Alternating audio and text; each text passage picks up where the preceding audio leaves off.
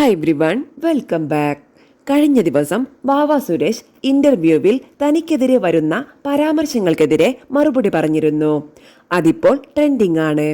അദ്ദേഹത്തിന്റെ വാക്കുകൾ ഇങ്ങനെ: ഇതെല്ലാം ഒരു പുകമറ മാത്രമാണ്, തട്ടിപ്പ് മാത്രമാണ് എന്ന് നിങ്ങൾ മനസ്സിലാക്കണം. ഞാൻ കിളച്ചായാലും ജീവിക്കും, മരം മുറിച്ചും ജീവിക്കും, പാത്രം കഴുകിയും ജീവിക്കും. അതിനൊന്നും എനിക്കൊരു മടിയുമില്ല.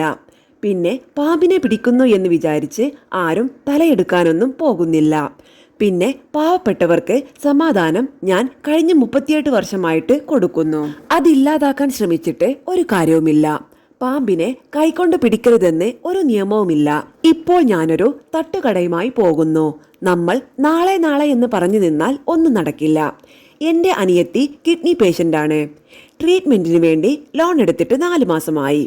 നാളെ നാളെ എന്ന് പറഞ്ഞു നിന്നിട്ട് ഇതുവരെ ഒന്നും നടന്നില്ല. പിന്നെ രണ്ടും കൽപ്പിച്ചിറങ്ങി. ഞായർ പകൽ തീരുമാനിക്കുന്നു. രാത്രി സാധനമൊക്കെ വാങ്ങി. പിറ്റേന്ന് രാവിലെ കടയിട്ടു. ഇപ്പോൾ 2 ആഴ്ചയായി. ഒരു ദിവസം മാത്രമാണ് സാധനം കൊണ്ടുവന്നതിൽ ഒത്തിരി നഷ്ടം വന്നത്. ബാക്കി എല്ലാ ദിവസവും വിചാരിച്ചതിലും അപ്പുറം കിട്ടി.